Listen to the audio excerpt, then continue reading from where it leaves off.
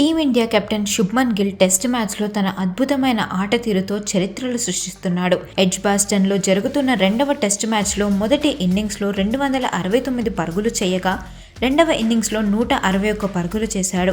భారత్ తరపున ఒక టెస్ట్ మ్యాచ్లో అత్యధిక పరుగులు సాధించిన ఆటగాడిగా గిల్ రికార్డు సృష్టించాడు.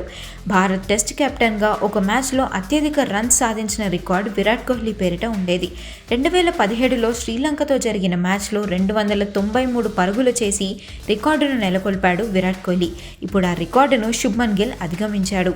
గిల్ పై కింగ్ కోహ్లీ ప్రశంసల వర్షం కురిపించారు. గిల్ను స్టార్ బాయ్ అని అభివర్ణించాడు Virat Kohli. Well played star boy, rewriting history, you deserve this అంటూ సోషల్ మీడియా వేదికగా ప్రిన్స్ని కింగ్ పొగిడారు.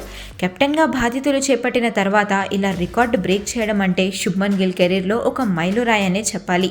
ఈ మ్యాచ్తో సునీల్ గవాస్కర్, వివిఎస్ లక్ష్మణ్, సౌరవ్ గంగూలీ, వీరేంద్ర సెహ్వాగ్లతో పాటు విరాట్ కోహ్లీ రికార్డును కూడా గిల్ బ్రేక్ చేశాడు.